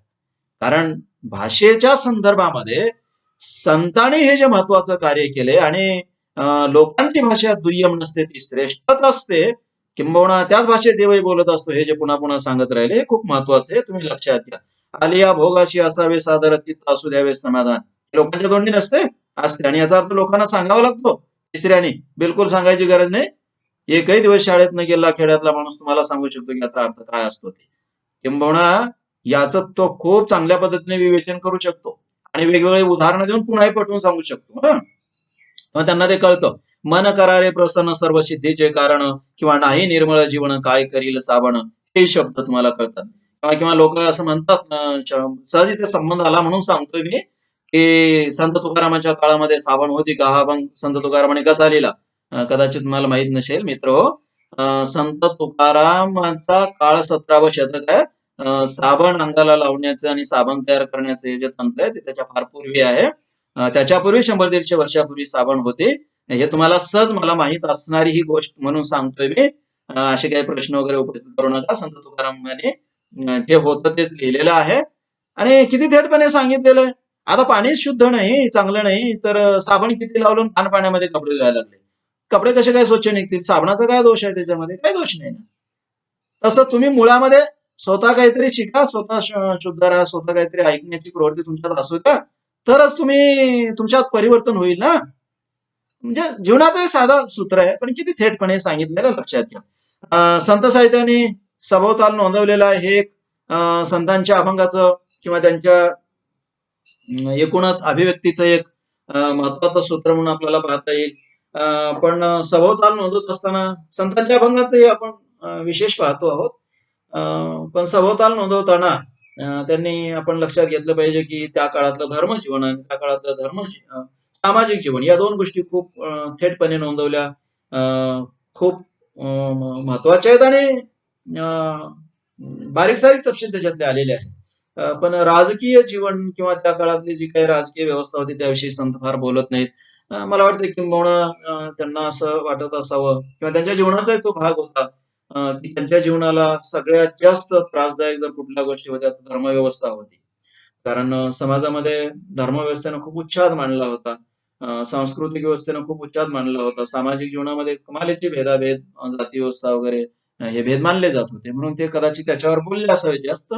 त्या तुलनेने त्याने सत्ता व्यवस्थेवर कमी बोलला असावा किंवा त्याची कमी नोंद केली असावी असं काही असेल. दुसरं म्हणजे त्यांचा आवाका की सत्ता व्यवस्था वगैरे पलटू शकले असते का ते, किंवा आताच्या प्रमाणे तेव्हा काही लोकशाही वगैरे नव्हती की आपण ठीक आहे रे यांना यांच्यावर टीका करून यांना निवडून देऊ, असं थोडंच होतं ते. सत्ता व्यवस्थाच त्या काळातली वेगळी होती. म्हणजे ज्याच्याकडे सैन्य वगैरे जास्त किंवा ज्यांच्याकडे म्हणजे शक्ती जास्त, मग माणसांची शक्ती म्हणा, थेट सांगायचं तर मनगट बळ वगैरे म्हणा, असं काही असेल, किंवा तोडफोडीचं राजकारण करण्याची क्षमता ज्याच्याकडे जास्त वगैरे असं काही आपण म्हणू शकतो. ते लोक सत्तास्थानी असायचे, सत्ता जिंकून घेण्याचा वगैरे होता. आता इथे संत काय केले असते संतांनी, किंवा काय करू शकले असते? आता तुम्ही म्हणाल की त्यांनी ते नोंद तरी केली, करायला हवी होती. ते नोंद काय केली नाही, तर ठीक आहे, ते वेगवेगळ्या पद्धतीने विवेचन करताय, परंतु संतांचं मूळ लक्ष जे होतं ते माणसाच्या जीवनावर, त्या काळातल्या समाजावर थेट परिणाम करणाऱ्या धर्मव्यवस्थेवर जास्त होतं. आणि म्हणून त्यांनी धर्मव्यवस्था आणि धर्मव्यवस्थेशी संबंधित समाज व्यवस्था याचं जास्त नोंदी केलेल्या आहेत, पण त्या खूप नोंदी केल्या असं आपल्याला लक्षात येतं. सामाजिक जीवनाच्या नोंदी तुम्हाला संत चोखामेळ्यांच्या अभंगवाचा, कर्ममेळ्यांच्या अभंगवाचा, संत सोयराबाईंच्या अभंगवाचा, किंवा बंका महाराजांच्या अभंगवाचा, कान्होपात्रांच्या अभंगवाचा, मीराबाईंच्या अभंगवाचा, यापैकी कोणाचे अभंग वाचले तरी तुम्हाला सहज लक्षात येईल याच्यामध्ये कसं चाललंय. मी याचं विवेचन करत नाही, त्याच्यामध्ये वेळ मला घालवायचा नाही, पण संत चोखामेळाचे विठ्ठलाचे अभंग वाचा बरं, तुम्हाला कळत नाही का की समाज व्यवस्था त्यावेळेस काय होते ते, तेव्हा सामाजिक जीवन आलेलं आहे. धार्मिक जीवन तर खूपच कर्मकांडावरच्या सगळ्या ज्या टीका आहेत ना, त्या सगळ्या टीका म्हणजे त्या काळातलं जे धर्मजीवन होतं किंवा धर्माला जे कर्मठ रूप आलेलं होतं त्याच तर ते विवेचन आहे. त्या हरिदासाची भेटी घेता नरका उभयता जाणे, माते परिस थोर कथा, भाड घेता न लाजे, देता घेता नरकवाशी उभयताशी रव रव, तुका म्हणे नरक गावा, जाती हवा तरवणी. त्या काळातलं हे वास्तव आहे, धार्मिक वास्तव आहे. त्याही काळामध्ये भजन वगैरे केलं किंवा कीर्तन वगैरे केलं की लोक पैसे घ्यायचे. आज आपल्याला असं वाटतं की आजचे जे महाराज आहेत ते पैसे घेतात, हे बदमाश आहेत. पण अशा पद्धतीनं देव विकण्याची आणि धर्मालाच भांडवलाप्रमाणे वापरून त्याच्यावर पोट पोचण्याची आपल्याकडे जी परंपरा आहे ती प्राचीनच आहे, पूर्वीपासूनच आहे. म्हणजे त्याही वेळेस प्रवचन सांगणारे वगैरे किंवा कथा सांगणारे पुराणिक वगैरे होते, ते पैसे घेतच होते. ही काही आजचीच पद्धती आहे असं नाही. आपण फक्त म्हणत असतो लोक बिघडले हो, आता असं करायला लागले, लोक कीर्तन करायला पैसे घ्यायला लागले, भजन करायला घ्यायला लागले. माझं असं बिलकुल म्हणणं नाही की यांनी पैसे घ्यावेत. माझा त्याला विरोधच आहे, कारण धंदाच करायचा आहे तर दुसरा केलेला बरा ना. धंदाच म्हणजे आता हे लोक असं म्हणतात की मग आम्ही काय खावं.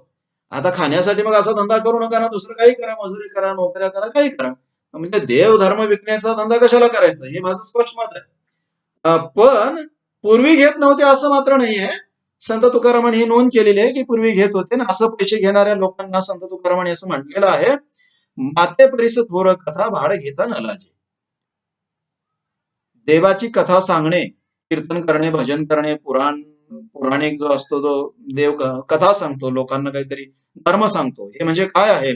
माते परीस थोर, आई आपल्यासाठी थोर असते, श्रेष्ठ असते, पवित्र असते, उपकार करती असते. मित्र संत तुकाराम म्हणतात, हरिकथा ही त्याच्यापेक्षाही थोर आहे. आणि अशी हरिकथा सांगून पैसे घेणे म्हणजे भाड घेणे आहे. भाड घेणे तुम्हाला कळत असेल की हा शब्द खरं तर विचित्र आहे. म्हणजे आई बहिणीला विकण्यासारखंच आहे आणि विकून त्याचे पैसे घेण्यासारखं आहे. संत तुकारामांनी तो शब्द इथे वापरलेला आहे. मला आजचे जे कीर्तनकार वगैरे आहेत, जे भजनकरी वगैरे आहेत, त्याच्यावर टीका वगैरे करायची नाही, त्यांनी गैरसमज करून घेऊन नाही तर उद्या मी असं म्हणालो असं त्यांनी म्हणू नये. संत तुकाराम असं म्हणतात, संत तुकारामांच्या या अभंगाचा अर्थ मला असा लागतो, जर माझा अर्थ चुकीचा असेल आणि लोकांनी जर बरोबर अर्थ सांगितला आणि तो बरोबर असेल तर मी माझं हे म्हणणं मागे घेईल, आणि जर बरोबर दुसरा कोणाचा अर्थ असेल तर ते मी स्वीकारेल. ते इथे सांगूनच ठेवतो मी. परंतु संत तुकारामाने ही टीका केली आहे. ही टीका करत असताना आपल्याला महत्वाचं हे सांगायचं आहे मित्र हो, टीका करत असताना यांनी भाषा वगैरे ही वापरलेली आहे. पण आपण इथे जे विवेचन करतो ते हे की संत तुकारामाने त्या काळातल्या धर्मजीवनाचं हे वास्तव रेखाटलेलं आहे. म्हणजे संतांच्या अभंगामध्ये तो काळ कसा येतो हा आपला विवेचनाचा विषय आहे. तर हा अशा पद्धतीने काळ येतो. संत नामदेवांच्या काळामध्ये मूर्तीपूजेवर प्रचंड टीका आलेली आहे. ही टीका येते म्हणजे काय येते, तर त्या काळामध्ये मूर्तीपूजा होती त्याच्यामुळे येते. संत तुकारामांनी तीर्थे धोंडापाणी असं का म्हटलेलं आहे, तर त्या काळामध्ये तीर्थांचं किंवा दगडांच्या पूजेचं स्तोम माजलं होतं म्हणून येते. आता इथे हा उल्लेख काय येतो, की पैसे घेतले तर नरकाला वगैरे जात, त्या काळामध्ये पैसे घेत होते म्हणून येतो. संत तुकारामाने असं पैसे घेताना कोणाला पाहिलंच नसतं, तर संत तुकारामाने हा उल्लेख केलाच नसता. संत तुकारामाने हा उल्लेख केला कारण त्या काळामध्ये हे होत होतं. बरोबर आहे. म्हणजेच त्या काळातलं धर्मजीवन, त्या काळातलं सांस्कृतिक जीवन हे संत त्यांच्या अभंगामध्ये कसं व्यक्त करत होते हा आपला विवेचनाचा भाग. आणि ते व्यक्त करत होते, अभिव्यक्त करत होते किंवा त्याला शब्दरूप देत होते. ही वस्तुस्थिती, मला ही वस्तुस्थिती तुम्हाला सांगायची आहे. ही वस्तुस्थिती तुम्हाला मी याच्यासाठी सांगत आहे की हा भाग म्हणजेच वारकरी संप्रदायाच्या संताचा एक विशेष आहे. काय विशेष आहे, की ते त्या काळातल्या सभोतालाला नोंदवत होते. सभोतालाला नोंदवणं हे संत साहित्याचा विशेष आहे. दृष्टांताची त्यांची पद्धती खूप मजेशीर होती, खूप छान होती. दृष्टांत छानपणे नोंदवणं एक विशेष म्हणून पाहता येईल. उदाहरणार्थ पहा, पाषाण पाषाण पूजी लोभे, किती मस्त आहे दृष्टांत देण्याची पद्धती किंवा लोकांना समजून सांगण्याची पद्धती. दगडाची पूजा आपण करतो, संत तुकाराम असं म्हणतात, जो दगडाची पूजा करतो तोही दगडच आहे. म्हणजे काय करतो, हा दगड आहे, मूर्ख आहे, नालायक आहे, असं संत तुकारामांना म्हणायचं आहे. संत तुकारामाने बाकीचे शब्द वापरले नसले तरी या शब्दापेक्षा वाईट शब्द वापरला तो म्हणजे दगड. हे दगड आहेत, मूर्ख आहेत. आणि मग काय करतो, त्या दगडाची पूजा करतो. जो दगडाची पूजा करतो तो स्वतः दगडच आहे, त्याला काही कळत नाही. पाषाणा पाषाण पूजी लोभे असं त्यांनी म्हटलेलं आहे. काय दिन खरा केला कोंबड्याने खरा. कोंबडा हरवला की दिवस निघतो किंवा त्याच्यानंतर निघतो. लोक काय म्हणतात, आता कोंबडा हरवला, उठा दिवस निघण्याची वेळ झाली. संत तुकाराम म्हणतात की बाबा रे, परंतु म्हणून काही कोंबड्यानं दिवसाला केल्यास तो कसा उगवलाच असता, हा उगी त्याच्या त्याच्या वेळेला उगवला. म्हणजे सहज दृष्टांत कसे देतात पहा. किंवा पहा, दुर्जनाचे भय धरावे त्यापरी पिसाळले वरी धावे श्वान. दुर्जनापासून तुम्ही दूर जा. कसं दूर जाणार, तर ते म्हणतात की एखादा पिसाळलेला कुत्रा आहे, तो किती जोरात पळतो. आता पिसाळलेला कुत्रा सगळ्यांनी पाहिला असेलच नाही, पण खेड्यामध्ये तो पाहायला मिळतो. पिसाळलेला कुत्रा धूम पळतो, तो इकडे तिकडे काही पाहत नाही. तो पिसाळलेला कुत्राही धूम पळतो. त्या पिसाळलेल्या कुत्र्याचं पळणंही संत तुकारामाला सांगायचं. आणि पिसाळलेला कुत्रा तुमच्याकडे आल्यावर तुम्ही धूम पळता. तुम्ही काही वाट पाहत बसता का, की आता मला येईल आणि चावेल म्हणून, आपणही पळतो भीतीपोटी. ते म्हणतात त्या पिसाळलेल्या कुत्र्याप्रमाणे किंवा त्या पिसाळलेल्या कुत्र्याला भिवून तुम्ही जसे पळतात तसे वाईट माणसापासून पळा, वाईट माणसाच्या जवळ थांबू नका. ते किती तीव्रपणे सांगतात. हे दृष्टांत उदाहरणच द्यायचं असेल तर किती चांगलं उदाहरण देतात किंवा लोकांना कळण्यासारखं देतात. म्हणजे उदाहरण असं द्यायचं कुठलं तर की ते उदाहरण नक्की काय कळणारच नाही. पण ज्या समाजासाठी हे सांगत होते त्या समाजाला संत तुकारामाचं उदाहरण कळते. कारण आजही असं एकही गाव तुम्हाला आढळणार नाही की ज्या गावामध्ये कुत्रा नाही. कुत्रे कुठल्याही गावात असतात आणि हे कुत्रे पिसाळतात. कुत्र्याचं पिसाळणं लोकांच्या अनुभवाचा भाग आहे. आता जो अनुभवाचा भाग आहे ते सांगितलं तर लोकांना लवकर कळेल ना. संत तुकाराम कळण्यासाठी सांगत होते. संत तुकाराम आपलं लोकांना कळू नये याच्यासाठी सांगत नव्हते, जसं आपल्या परंपरेमध्ये झालेलं आहे.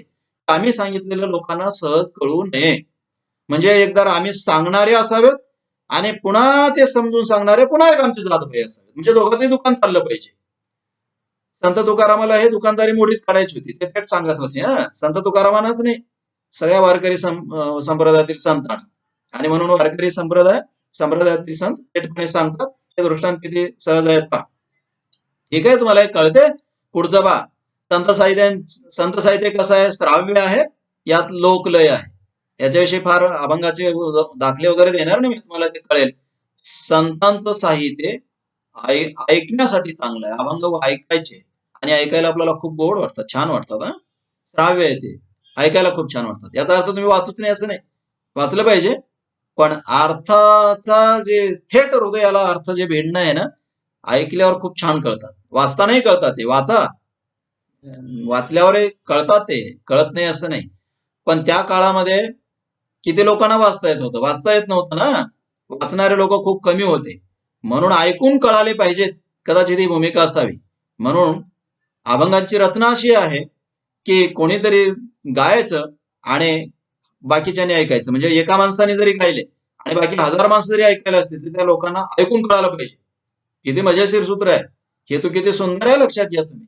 त्या काळामध्ये वाचणारे लोक कमी होते म्हणून श्राव्य ऐका तुम्ही. आम्ही अशी रचना करू की एका माणसाला जरी गाता आलं तरी ठीक आहे, बाकी 1000 माणसांना ते कळतील.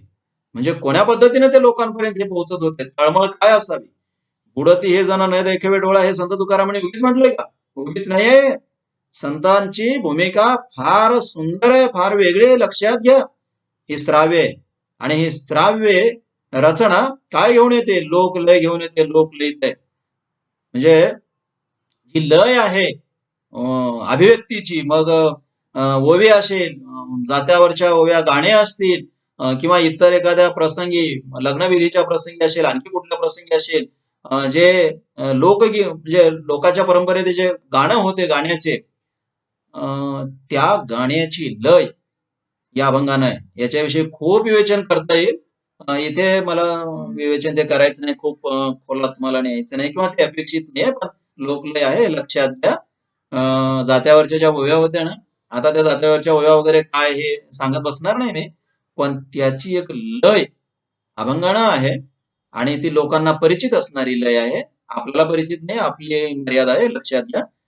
हे आपण लक्षात घेऊ, एक विशेष आहे. संतांचे अभंग अनुभव प्रधान आहेत, पण दुसरा त्याचा विशेष असा की ईश्वर केंद्रीय सुद्धा आहे. म्हणजे संत त्यांचे अनुभव सांगतात, अनुभवातून बोलतात ते. संतांनी खूपदा सांगितलंय की आमच्या अनुभवाचेच बोल आहेत. संत तुकारामांनी तर खूप ठिकाणी ठणकावून सांगितलंय आणि लोकांना सांगितलंय की तुम्ही खोटं वगैरे काही सांगू नका. इथं अनुभव असेल तरच बोला, नाही तुम्ही फालतू काही बोलू नका, हुजूर काही बोलू नका. हे संत तुकारामांच्या अभंगात आहे. काल आपण एक अभंग विवेचनाला, म्हणजे याच्या अगोदरच्या तासामध्ये आपण एक अभंग विवेचनाला घेऊन आधाराला घेऊन विवेचन केलेलं आहे. त्याच्याविषयी मला खूप बोलायचं नाही. सांगायचंय की त्यांच्या अनुभवाचा ते भाग आहे. पण संतांच्या अभंगाच्या केंद्रस्थानी जर काय असेल तर ईश्वर आहे, विठ्ठल आहे, हे आपण लक्षात घेऊ आणि त्याच्यामध्ये काही फार कमीपणा वगैरे आहे असं मला वाटत नाही. बाकीचे खूप विषय आहेत, पण ईश्वरांची भक्ती आहेच, कारण त्यांनी सांगितलं भक्ती मार्गच आहे. आता भक्ती मार्गच असेल तर ठीक आहे, ईश्वर केंद्री हे अभिव्यक्ती असणारच आहे. संतांनी पूर्वपरंपरेचा नेहमीच सन्मान केलाय. पूर्वपरंपरेविषयी त्यांच्या तुच्छता भाव नाही किंवा केवळ टीकेचा वगैरे नाही, जिथं आवश्यक तिथेच त्यांनी टीका केलेली आहे. पण पूर्वपरंपरेचा आदर त्यांनी राखलेला आहे. पण लक्षात घ्या, अनुभव दुर्लक्षित केलेला नाही. पूर्वपरंपरा मानत असताना अनुभव खूप महत्वाचा मला, नाही तर पूर्वपरंपरा मानायची म्हणून या ठिकाणी आता आपण हा विशेष पाहतो, भाषेचा विशेष पाहतो म्हणून सांगेल की पूर्वपरंपरेचा अभिमान गायचा म्हणजे मग संस्कृत भाषेमध्येच व्यक्त व्हायचं असं संतांनी केलं का? बिलकुल नाही. ते ठोकरून टाकलं. म्हणजे जिथे गरजेचं होतं त्यांनी पूर्वपरंपरा नाकारल्याने, मित्र लक्षात घ्या, आपल्या जीवनाचा प्रवास हा विकासाकडे आहे. आपण विकसित होतो आणि विकसित होण्यासाठी पहिल्यांदा जर काय करायचं असेल, काय करावं लागेल, तर मित्र हो हे करावं लागत असते की पूर्व परंपरा, त्या पूर्व परंपरेतून जे जे चांगलं आहे ते ते घेत घेत पूर्व परंपरा नाकारतही पुढे जावं लागते. पूर्णपणे पूर्व परंपरा तुम्ही पाळत असाल तर कधीच पुढे जाणार नाही ना. संतांनी पूर्व परंपरेचा मान राखला, त्याच्यातलं जे जे चांगलं सत्व होतं ते सत्व घेतलं, ते सत्व पचवलं आणि त्यांच्या पद्धतीनं नवं सांगत गेले. खूप महत्वाचं आहे मित्र. याच्यावर खूप बोलता मी 2-3 तास बोलेल, पण इथे ते अपेक्षित नाही आहे आणि आपल्याला इथे त्याच्यासाठी वेळ घालवायचा नाही. त्यांनी अभंगाकडे समाजहिताचं एक साधन म्हणून पाहिलं, पंथी विचाराच्या प्रसाराचं एक साधन म्हणून पाहिलं, पंथी विचार मांडण्याचं एक माध्यम वगैरे म्हणून पाहिलं. त्यांनी बाकीचे खूप साधनं पंथांच्या विचाराचे वापरलेले आहेत. उदाहरणार्थ सप्ताह असेल, वारी असेल. वारी काही थेट एखाद्या गावातून निघाले आणि पंढरपूरला गेले आणि तिथून आले असं नाही. वारी म्हणजे येरझारा, येरझारा म्हणजे जाया करा असं नाही आहे ते.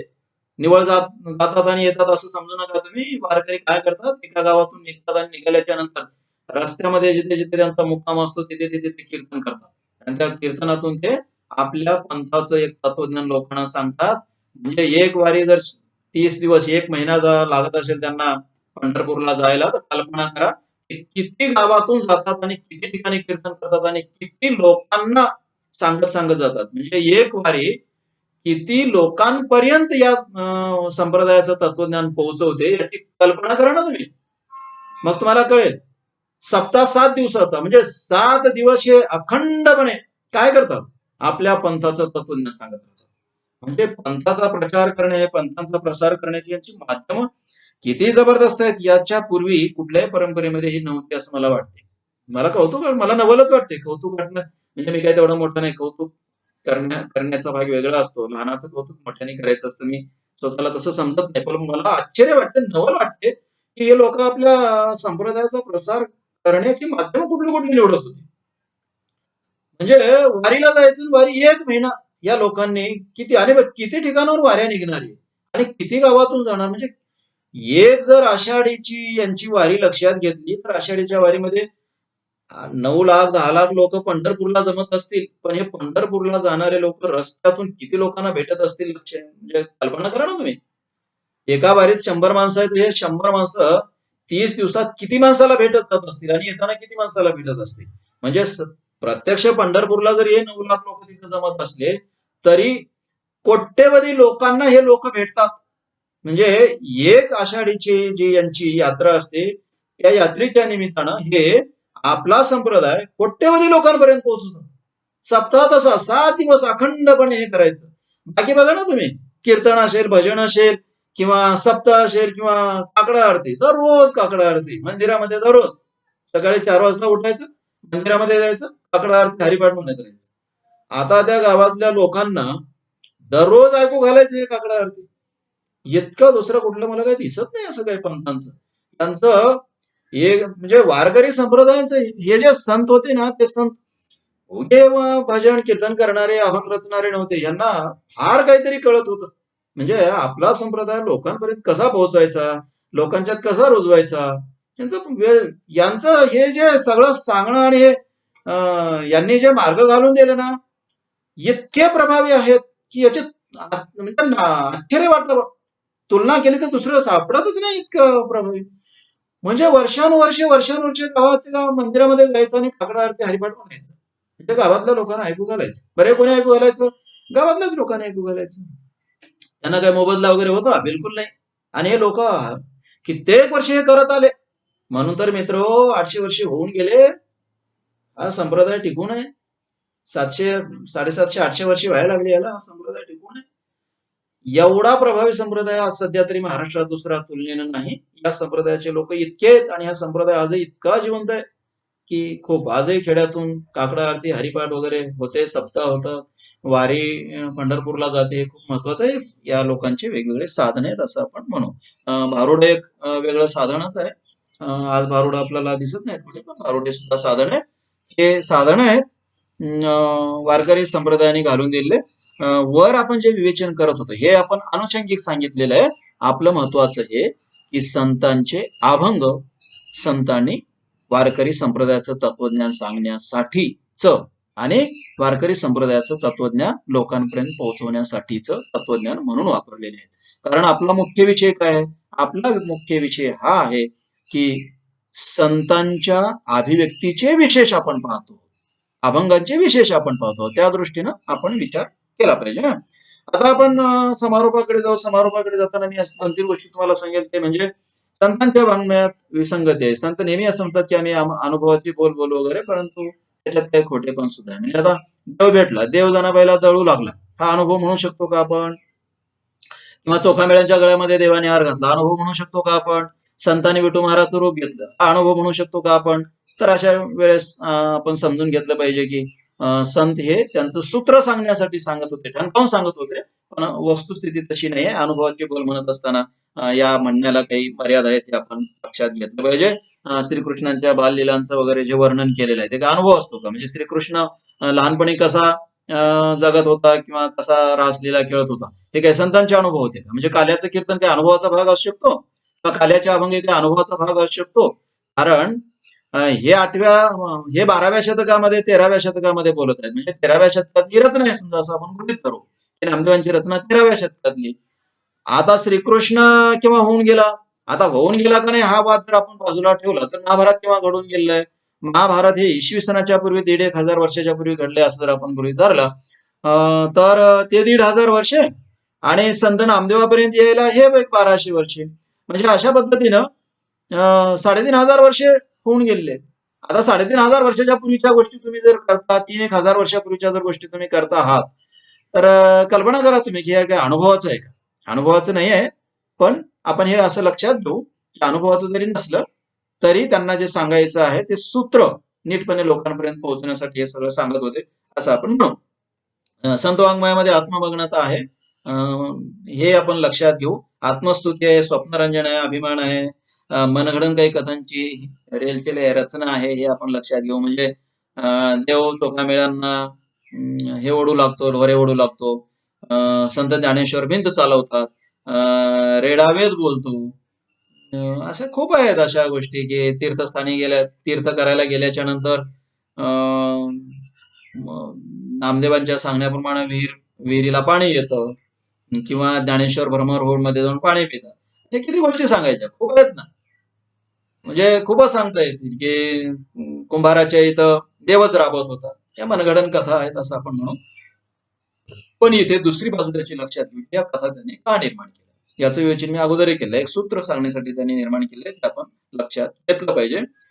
संतांचा फार खोटा गौरव वगैरे करत राहू नये, हे मी नेहमीच सांगत आलोय आणि माझी भूमिका स्पष्ट आहे. पण म्हणून संतांच्या एवढ्या मोठ्या कर्तृत्वाकडे दुर्लक्ष करून केवळ टीकाही करत राहू नये. संतांनी खूप महत्वाचं सांगितलंय, संतांच्या पण खूप महत्वाचे आहेत. त्यांनी त्या काळामध्ये निर्माण केलेला हा जो पर्याय आहे, ठीक आहे तो धर्मव्यवस्थेपुरताच असेल, पण हा पर्याय खूप महत्वाचा आहे. भाषेला त्यांनी जे ग्रंथांची भाषा केली, लोकभाषेला ग्रंथांची भाषा करणं, हे महत्वाचं नाही का? खूप महत्वाचं आहे ना.